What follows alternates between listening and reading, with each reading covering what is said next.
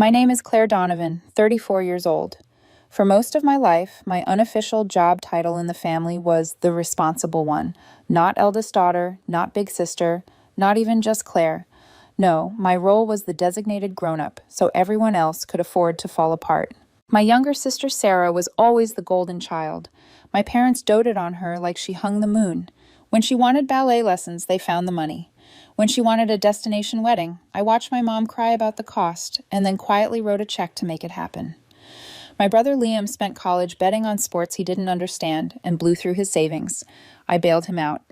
When Dad's business went under, I covered their mortgage for 6 months so they wouldn't lose the house. I did it all quietly, telling myself that's what family does. You step up when you're needed. You take on more than your share because you're the one who can handle it. So when my mom called last month, voice dripping with that particular blend of theatrical gratitude I knew too well, I already knew what she wanted. "Claire, sweetheart, you know Sarah's baby shower is coming up, right?" she asked. I was at my desk, staring at a spreadsheet, the glow of my monitor reflecting off the half-empty mug of coffee beside me. "Yeah," I said cautiously. "She's due soon, right?" "She really wants it to be special," Mom went on. "You know how much this means to her. First baby, all her friends coming. We just want to make sure it's perfect." There it was, the lead-in. They never asked directly. They painted a picture, then waited for my guilt to connect the dots. I leaned back in my chair. "What are you thinking?" "Well," she said, "we found this lovely venue, and the caterer Sarah wants, oh, it's just gorgeous, honey, little tea sandwiches, a mimosa bar, custom cupcakes with the baby's name. All that Pinteresty stuff. It's just a bit more than we can manage right now." A bit more than they could manage. I knew exactly how that sentence was supposed to end. I could have said no. I could have asked why Sarah and her husband couldn't scale back, why everything had to be perfect instead of reasonable. I could have pointed out that my student loans didn't magically pay themselves just because I wore a blazer to work. Instead, the old script kicked in. "All right," I said quietly. "Just let me know what you need." 2 days later, Mom texted me an itemized list. Venue deposit, catering quote, decorations, favors, and miscellaneous extras. The total, just under $10,000. I stared at the number for a long moment. $10,000 for a party. A lavish, Instagram-worthy party. Sure, but still, it was my sister's first baby. I told myself this was a family milestone. Maybe, for once, it would also be a moment where they actually saw what I did for them. I wired the money that afternoon. "Sent," I wrote back. "Hope it helps. I'm happy for her." I didn't get a thank you call, just a thumbs up emoji from Mom. 2 days after that, my phone buzzed with a text from Sarah. I wiped my hands on a dish towel. I'd been halfway through cooking dinner and opened it. "Hey," it read. "Thanks for the contribution. Just wanted to let you know we're keeping the shower small, so you're not invited. Just send a gift." I read it twice, convinced I was missing something. A joke, a winking emoji, anything. Nothing. My chest tightened. My first instinct was to type back. "Are you serious? Wow. 10 grand, but not a chair at the table?" I actually started typing. "You know that hurts, right?" Then my phone buzzed again. This time it was Mom. "To be honest, Claire, you can't buy your way into this family," her message said. "You either belong or you don't." I sat down at the kitchen table because my knees didn't trust themselves. It was such a casual, cutting thing to say, tossed off like a one-liner, but it hit me like someone had emptied a bucket of ice water down my spine. I thought of the nights I'd stayed up late doing overtime so I could send my parents money without my own bills bouncing. The weekend I drove 4 hours each way to watch Sarah's kids so she could have a break, and then listen to her complain about how tired she was when she came back from her spa day.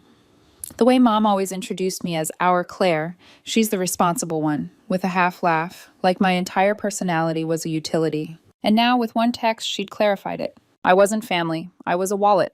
I closed my banking app and set my phone down, palms flat on the table. I stared at the wood grain for a long moment, listening to the hum of the refrigerator and the ticking of the clock on the wall. I felt something shift inside me. It wasn't anger. I'd been angry with them plenty of times before. Anger was hot, loud, reactive. This was different. This was cold, clear, final. I picked up my phones again, but not to answer them. First, I opened the account for the trust fund I'd set up paperwork for but hadn't funded yet. Baby M's Future, the folder on my desktop still read. I had planned to start transferring money next month, building a cushion for my niece or nephew the way no one had ever done for me. I deleted my name from the documents, closed the file, closed the idea. Then I pulled up the online portal for the dealership where Mom's shiny new SUV had been leased. She'd begged me to co-sign because her credit was temporarily in rough shape, swore she'd handle the payments. I'd only agreed because she guilted me with, "I hate driving that old rust bucket. It's embarrassing when I pick up the grandkids." I called the customer service line. "Hi, this is Claire Donovan. I'm the primary on lease number." I read off the digits. "Yes, I'd like to terminate authorization for the secondary driver and disable use until further notice." The rep confirmed my ID, paused, then said cheerfully, "You know there's a remote disable feature if you want it stopped immediately." I thought of Mom and Sarah laughing at that table, of the text telling me to just send a gift. "Yes," I said, "use that." When I hung up, the quiet in my house felt different. I didn't stop there. I dialed my lawyer's number and left a message about selling the lake house, the one I'd bought years ago, as a family retreat where my parents invited their friends, left empty bottles on the deck, and never once offered to help with taxes or repairs. That place had become a monument to my inability to say no. "I want to list it," I told my lawyer when he called back, ASAP. Then I set my phone face down on the table and let the silence sit. I didn't text Mom back. I didn't respond to Sarah. I didn't explain myself. They wanted me on the outside of this family? Fine. I'd show them what that really looked like. The next morning, my phone lit up like a Christmas tree. Missed calls, long, furious texts, voicemails that started indignant and grew more frantic. I ignored them. It wasn't until the pounding started on my front door that I set my coffee down and smiled. Through the glass panel beside the door, I saw them. My mom, face flushed, hair askew. Sarah, arms crossed over her chest, jaw tight, eyes blazing. They were banging on the glass so hard I briefly wondered if they planned to shatter it and crawl through like suburban zombies. I let them stew for another slow sip of coffee. Then I walked over and opened the door. "What the hell is going on?" Sarah snapped, brushing past me into the foyer like she owned the place. Mom followed close behind, clutching her purse strap like a lifeline. "Claire, this isn't funny. What did you do?" I leaned against the wall, keeping my posture relaxed. "Morning. What's the emergency?" Sarah shoved her phone in my face. "Why did you cancel the SUV lease? I was halfway to my appointment when the engine cut off and the screen said unauthorized use, like I stole the car." I almost laughed. I hadn't expected to enjoy that part so much. Mom cut in, voice sharp. "And why is the baby's trust empty? You told us you were setting one up. We relied on that, Claire." Ah, there it was. Not, "We were hurt by your silence." Not, "We're sorry about the text." Just straight to the money. "You both made it pretty clear I'm not really part of this family," I said evenly. "You don't want me around, so I stopped acting like your personal bank." Sarah's face flushed, and she shot my mom a wide-eyed look. It reminded me of animals cornered in a too small space, silently deciding which one would attack first. "You're being dramatic," Mom scoffed, folding her arms. "Family helps each other. That's what we do." I let out a short, humorless laugh. "Really? Because last I checked, family doesn't take $10,000 from you and then tell you you're not invited. Family doesn't send a text saying you can't buy your way in right after they cashed your transfer." They both opened their mouths to argue, but I held up a hand. "Save it," I said. "I'm done being the doormat. You told me I can't buy my way into this family, so I'm taking your advice. I won't try." I watched the realization settle over them like a cold fog. They'd thought they were untouchable. They'd thought I'd always be there. They'd thought I needed them more than they needed me. They were wrong. After a long, tense silence, Sarah spat. "Fine. If you want to act like this, maybe we don't need you at all." I shrugged. "Maybe you don't. I guess we'll find out." They stormed out, slamming the door hard enough to rattle the frame. Outside, I saw them on the driveway, huddled together, fumbling with their phones. No doubt calling my dad, my brother, anyone who might restore the old order. I turned away from the window and walked back to my kitchen. My house was quiet, my bills were paid, my coffee was still warm. For the first time in years, I felt something unfamiliar spread through me. Peace. I had no idea how quickly their carefully balanced lives would start to unravel without me propping them up. But I was more than ready to watch from a distance. By the end of that first week, I realized something important. They weren't angry because I'd betrayed the family. They were terrified because their safety net had finally snapped. It didn't take long for the ripple effects to reach the rest of the family. The first text I got was from my Aunt Linda. She lives 2 states away and usually only messages on birthdays or when someone dies. Claire, I don't know what's going on between you and your mother, but this isn't like you. Family is all we have. Don't throw it away over money. Call me. I stared at the screen for a moment, then set the phone down. Over money. As if 10 years of being everyone's emergency fund and emotional punching bag could be reduced to a single word. Next came my cousin Dylan, who hadn't responded to a single message of mine in over a year, but suddenly needed to talk it out. Hey, heard things are weird with your mom and Sarah. You okay? I know they can be a lot, but seriously, you're really cutting them off like that? I didn't answer him either. I wasn't interested in explaining myself to people who only remembered I existed when things got messy. The voicemail from my dad was almost worse because he didn't yell. He never yelled. He just sounded tired. Claire, it's Dad. Call me back when you get this, okay? Your mother's rattled. Sarah, too. I'm hearing things about the car and the baby fund, and I just want to understand what's happening. We need to talk. I didn't call him back. Not yet. Because I knew how that conversation would go. It would start with, I just want to understand, and end with, can't you just let this go for the sake of the family? The answer, for the first time in my life, was no. 2 days later, my brother called. Jake's name lit up my screen while I was in the middle of reviewing a project proposal. I almost let it go to voicemail, but curiosity won out. I hit accept. Hey, I said. Hey, he answered, trying for casual, failing hard. So, I heard about the SUV and the baby trust. Mom and Sarah are losing their minds. I noticed, I said dryly. He let out a low whistle. What's going on, Claire? What's going on, I replied, is that I got tired of being treated like a walking ATM. They pushed too far, so I shut off the tap. That's it. He was quiet for a second. I could practically hear him weighing which side to take. Jake has always been the fence sitter, just agreeable enough with each person to stay out of the line of fire. Look, he said finally, you know how they are. You probably just took it the wrong way. They didn't mean to cut you out. They just word things badly. Word things badly? I repeated. Jake, they took $10,000 from me and then told me I wasn't invited. Mom literally wrote that I can't buy my way into the family. What exactly did I misunderstand there? He sighed. You know, Mom, she says stuff she doesn't mean. Funny, I said. Because she meant it enough to double down when I didn't reply. Claire, he tried again, softening his voice, this is going to blow up. You're basically torching every bridge in this family. I looked out the window at my quiet, tree-lined street, at my tidy front yard, at the life I'd built on my own. Then I guess it's time for a fresh start, I said. There was another pause, then resigned. All right, but don't say I didn't warn you. He hung up. I set my phone down and felt lighter. Like every conversation where I didn't cave added a tiny piece to a spine, I was rebuilding from scratch. The next few days were more of the same, but louder, angrier. My aunt accused me over text of abandoning my responsibilities and being ungrateful for everything my parents had ever done for me, as if my entire adulthood hadn't been one long repayment plan for things I never asked for. My cousin sent a long paragraph about forgiveness and how holding on to resentment poisons you, which was rich coming from someone who still brings up a borrowed shirt from high school every Thanksgiving. Then came the real kicker, a call from Sarah's husband, Mark. The last time I'd seen him, he'd been standing next to Sarah in their kitchen, bragging about his new watch while I quietly loaded the dishwasher after her baby gender reveal. My phone rang on a Thursday afternoon as I was finishing up a report. I checked the caller ID. Mark.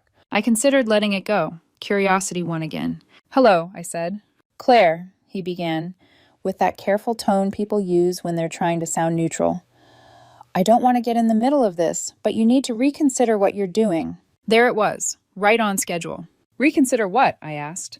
This whole cutting them off thing, he said. Sarah's a wreck. My parents are talking about stepping in to help, and honestly, it's getting messy. I leaned back in my chair, letting his words hang in the air. Claire, you there? He prompted. It's interesting, I said calmly, how I don't get any calls when things are going well. But the second I decide to stop funding everyone's life, suddenly everyone wants to talk. He cleared his throat. You know I've always appreciated what you've done for the family. But this is too far. They're panicking, and... Mark, I cut in. Maybe if they treated me like family instead of a bank, we wouldn't be here. I'm done being their backup plan. They're scared, he insisted. Think of the baby. Don't do this to your niece or nephew. There it was, the guilt card. You mean the baby whose shower I funded but wasn't allowed to attend? I asked. The baby they told me to just send a gift for? He didn't respond. I'm sorry they're feeling consequences, I said flatly, but that's not my job anymore. Claire, come on.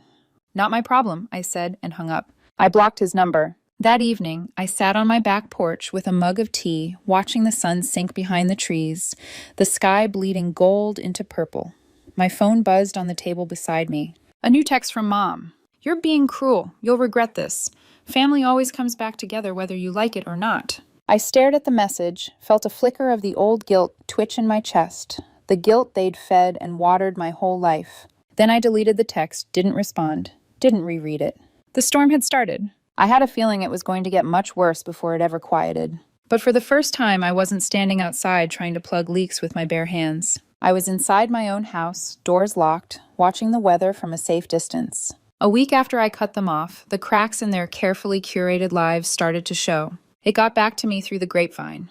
The same messy string of half-truths and whispers that had delivered so much unnecessary drama over the years.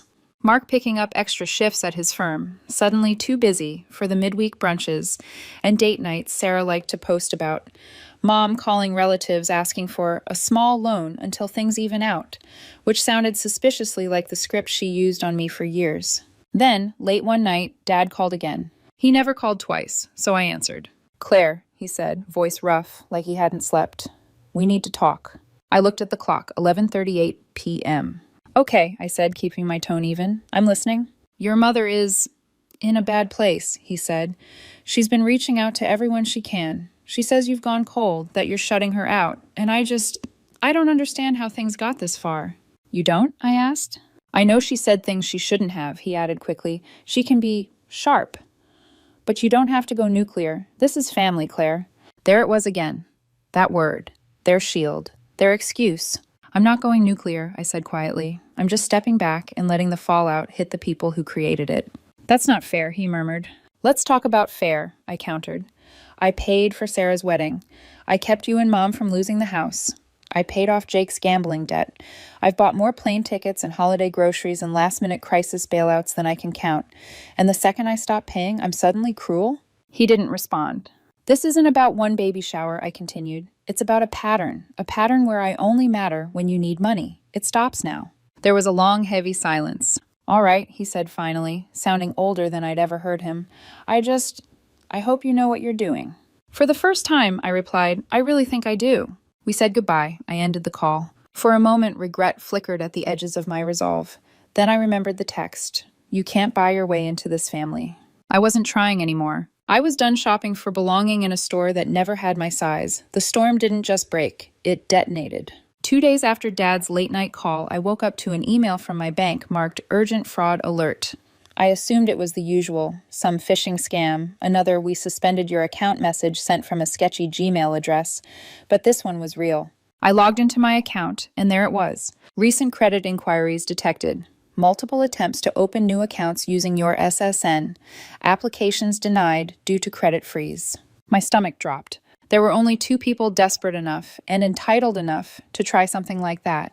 And they shared my DNA. I sat there for a long moment, staring at the computer screen, sipping cold coffee while everything inside me rearranged itself into something sharp and still. When the anger came, it wasn't explosive, it wasn't loud. It was surgical. I immediately froze my credit with all 3 bureaus, called my bank, filed a report, then emailed my lawyer. Subject line, we have a problem. He called me 10 minutes later. His tone, for the first time since he'd represented me, held a note of impressed dread. Claire, they used your social security number. This isn't family drama anymore. This is felony identity theft. I know, I said quietly. And you didn't give them permission, he confirmed. No, I replied. I cut them off. They tried to take anyway. He exhaled slowly. The police may contact you. Be prepared. He wasn't kidding. The next morning, as I was washing a dish in the sink, my phone rang with an unknown local number. Hello, is this Ms. Claire Donovan? A firm voice asked. Yes. This is Officer Ramirez with the Financial Crimes Division. The words made something cold coil in my stomach. We need to speak with you regarding a potential case of identity theft. Would you be available to come in this afternoon? Of course, I said, my voice steadier than I felt. Good, he said. And Ms. Donovan, thank you for cooperating. That tone told me everything. He already knew who tried to steal my identity. He just needed my confirmation. The police station was exactly what you'd expect. Sterile walls, fluorescent lights that made everyone look sick, and a faint scent of burnt coffee seeping through the halls. Officer Ramirez met me in a small conference room.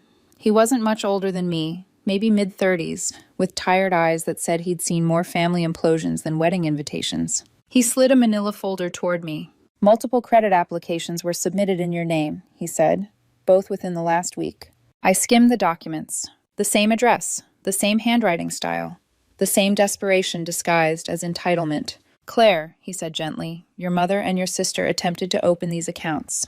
He let that sit for a moment, watching my reaction. I gave him none. "Normally," he continued, "people want to resolve these matters privately, but given the amounts involved and the repetitive nature of the attempts, this qualifies as felony fraud." He leaned back slightly. "The question is whether you want to press charges." I looked down at the folder, at the evidence of how easily they'd crossed a line I still hadn't fully processed. I remembered Sarah's text, "You're not invited. Just send a gift." I remembered Mom's message, "You can't buy your way into this family."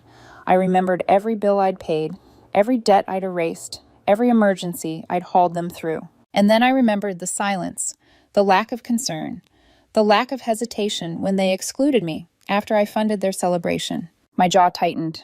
"I want to proceed," I said. He nodded, not surprised, not judgmental, just professional. "I'll need your signature on a formal statement," he said, sliding a pen across the table. I signed. Neat handwriting, no shaking. When I walked out of that station, something inside me clicked into place. It wasn't vindictive, it wasn't triumphant, it was release. For once, I wasn't rescuing them. For once, I wasn't cleaning up their disaster. For once, their consequences were their own. That evening, I got the text I expected, but still rolled my eyes so hard I gave myself a headache. "Jake." "What the hell, Claire? Mom and Sarah are in tears. They said you're trying to get them arrested. What is wrong with you?" I didn't reply, because nothing was wrong with me for refusing to be robbed. Nothing was wrong with me for choosing to protect the life I'd built. Nothing was wrong with me for letting adults deal with the aftermath of their own choices. 2 days later, my lawyer called again. "Claire," he said, "the police officially contacted your mother and your sister. They are being charged." He paused. "And I want you to know, you handled this well. You protected yourself legally, documented everything, didn't retaliate emotionally. This is how boundaries are supposed to work." For a moment, I felt something I hadn't expected. Grief. Not for them. For the version of me who spent years believing it would never come to this. The version who thought love and loyalty were currencies, not weapons. The version who truly thought someday they would appreciate me. But grief wasn't weakness. It was acknowledgement. Acknowledgement that the story had finally changed. The fallout was instantaneous. Sarah's social media went dark. Gone were the aesthetic brunch posts, the smiling pregnancy photos, the luxury SUV cameos. She'd curated an entire life online based on appearances, and now appearances were the last thing she could afford. My aunt sent another furious message accusing me of destroying Sarah's future, humiliating the family, and being heartless when she's expecting a baby. I blocked her, because her outrage didn't come from concern for Sarah. It came from losing access to me. My mother tried to spin a story to her church friends that I was overreacting to a simple misunderstanding. But the truth slipped through when people found out police had gotten involved. Dad called again. His voice was hollow. "Your mother is struggling," he said softly. "She didn't think you'd take it this far." "Dad," I said, "she committed a felony." He had no answer for that, just tired breathing. And then the most predictable thing of all happened. They lost their stability, quickly. Mom's credit was already shot. Without my emergency deposits and quiet payments smoothing over the cracks, the financial sinkhole widened fast. Dad's income couldn't float a house, medical bills, and Sarah's wedding leftovers. 3 weeks later, their home went on the market. Not voluntarily. My brother tried one last time to rope me in. He showed up at my office unannounced, eyes bloodshot, jaw tight, hands shaking with barely concealed panic. "Claire," he said hoarsely, "you can't do this. You're ruining Mom. She's losing the house." "No," I said, meeting his gaze evenly. "She lost the house the moment she built her lifestyle on the assumption that I'd always fix everything." "You're destroying this family," he hissed. I stepped around him, opened the office door. "No," I corrected. "They destroyed this family when they decided my only value was my bank account." He didn't respond, didn't argue, didn't apologize. He just left. And for the first time in my life, I didn't try to stop him. A week after Jake's unannounced office meltdown, The dust from my family's implosion didn't settle. It thickened. It coated everything. It seeped into conversations I hadn't asked for, into voicemails I didn't listen to, into text bubbles from numbers I didn't recognize but immediately knew were flying monkeys in the family's latest campaign. They were spiraling, and somehow it was my responsibility. At least that was the narrative they clung to. But I was done starring in a story where I wasn't even respected as a supporting character. The official criminal charges hit on a Wednesday. Identity theft, fraudulent credit applications, attempted financial impersonation. The police moved faster than I expected, maybe because the amounts were high, maybe because the digital trail was sloppy, maybe because, once again, my mother and Sarah made the mistake of assuming family was an invisible shield against consequences. News travels fast in families like mine, faster than common sense, slower than accountability. By Thursday morning, I was getting calls from relatives who had ignored me for years. My Aunt Denise called first. Her voice trembled with righteous fury. "Claire, how dare you do this to your mother? She is humiliated. She was crying when she told me what you did." "What I did?" I repeated. "You got her arrested. Your sister too, over a misunderstanding." "Oh," I said calmly. "So when someone uses my social security number without my consent, that's just a misunderstanding?" She faltered. "Well, your mother said—" "My mother lies," I said plainly, especially when trying to protect Sarah. Silence. A stunned, breathy silence. "You've changed," she finally whispered. I smiled to myself. "Good," I said. "I worked hard for that." I ended the call before she could gather more indignation. Blocked her. Blocked her backup number. Blocked her email while I was at it. One less voice in the choir. Then came the message from my cousin Veronica. This one almost made me laugh. "Hey girl, I know things are messy right now, but we're all adults here. Maybe you should be the bigger person. You know Sarah's expecting. It's not a good look to fight with a pregnant woman." A good look. There it was, the family slogan. Appearances over truth. Image over integrity. Facade over accountability. I deleted the message without responding. And then I blocked her too. The list was growing. But Friday brought a different kind of message. Dad again. He didn't yell. He never yelled, which somehow made it worse. "Claire," he said, sounding exhausted in a way I had never heard from him before, "I need to talk to you without judgment, without your mother's version or Sarah's version. Just father to daughter." I paused, then said quietly, "Okay?" He exhaled shakily. "Your mother is unraveling," he said. "She can't sleep. She keeps saying she didn't mean for any of this to happen. And Sarah, she's terrified. She's pregnant and scared, and—" "So am I snapped before I could stop myself. There was a beat of silence. "Dad," I said, voice steadier now, "they stole my identity. They tried to open lines of credit in my name. They risked my financial future. They risked my home. They risked everything because they assumed I'd never fight back." "I know," he said quietly. "I'm not defending them. I'm asking you if there's any way to stop this before it goes too far." "It's already gone too far," I said, "and they took it there." "But we're family," he whispered. That word again. Family. The shield. The excuse. The manipulation. I felt something inside me solidify. "No, Dad," I said, "we were family until they decided my role was the one with the open wallet." "Claire, I'm not doing this anymore. They made their choice. Now I'm making mine." He didn't argue again. He just sighed. A long, tired sigh that sounded like a surrender he never expected to make. We hung up, and for the rest of the night, the phone stayed mercifully quiet. The quiet didn't last. Not even 48 hours. Saturday morning, a certified letter was delivered to my mailbox addressed in neat handwriting. I knew before opening it who it was from. Mark. Of course. I tore the envelope open over my kitchen counter. His letter was exactly what I expected. Desperate, transactional, and drenched in fake diplomacy. He offered to compensate me for any financial damages. He offered to repay the $10,000 from the shower. He even promised to ensure Claire's mother doesn't involve herself in Claire's finances again. He wrote it like he was negotiating a ceasefire between nations. He ended with, "Let's solve this privately. There's no need for public embarrassment." Public embarrassment. Their biggest fear. Not remorse, not accountability, not amends. Image. Always image. I folded the letter gently and dropped it into the trash with leftover coffee grounds and a crumpled paper towel. Then I blocked his number too. But the real blow came on Monday.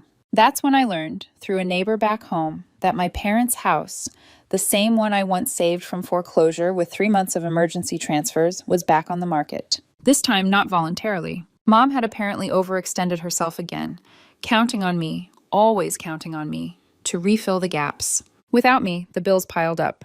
The payments stopped. The bank stopped waiting. They were losing their house. Part of me, some small, quiet part, still shaped like the daughter I used to be, felt a pang of guilt. But the rest of me remembered the text, "You can't buy your way into this family." The entitlement, the manipulation, the brazen attempt at financial theft. They hadn't just cut me out emotionally. They'd tried to use me until there was nothing left. Losing the house wasn't my doing. It was the natural consequence of decades of living beyond their means because they assumed I'd always catch them on the way down, and I wasn't standing beneath them anymore. Jake showed up at my office the next day, angry, frantic, jaw clenched so tight a vein stood out along his temple. He barged in before my receptionist could stop him. "Claire," he said, voice trembling, "you can't do this." I set down my pen calmly. "Do what?" "You're ruining Mom," he said. "She's losing the house. She's barely sleeping. Sarah is on the verge of a breakdown. You're destroying this family." I looked at him for a long moment. Not with anger, not with pity. With clarity. "No, Jake," I said softly but firmly. "I'm not destroying the family. I'm refusing to destroy myself for it." He blinked. I stood up, walked around the desk, and met his eyes. "They destroyed the family when they decided my only purpose was to fund it," I said. "They destroyed it when they stole from me. They destroyed it when they used me, excluded me, and then acted shocked when I finally said enough." He swallowed hard. "But—" "I'm done," I said. "I'm done holding the weight of everyone's irresponsibility. I'm done being the safety net. I'm done being the scapegoat. I'm done." He didn't have an argument left. Just stunned silence. Then he turned, walked out, and slammed my office door so hard a framed certificate rattled on the wall. My receptionist peeked in, eyes wide. Should I call security?" I exhaled. "No," I said, "he won't be back." And he wasn't. 2 weeks later, the lake house sold for a handsome profit. The same lake house they treated like a free Airbnb. The one they trashed every summer. The one they used to brag about as if they paid a single cent toward its upkeep. Every ounce of equity went to me. I used part of it to take a 2-week vacation to the Maldives. I spent mornings drinking coffee on a deck overlooking crystal blue water, afternoons snorkeling with sea turtles, evenings reading novels in a hammock while the sun stained the sky pink and gold. For the first time in years, no one needed me. No one asked for anything. No frantic texts, no guilt trips, no emergencies. Just peace. Pure, unbothered peace. When I came home, I made one final decision. I moved. New city, new number, new circle of friends, new life. And I blocked the entire family on every platform, changed my email, closed the last joint account they'd ever have access to. Then, sitting in my new apartment, quiet, sunlit, entirely mine, I took a deep breath. In, out. I felt something expand in my chest, a kind of freedom I didn't know existed. A kind that only comes when you stop choosing people who never chose you.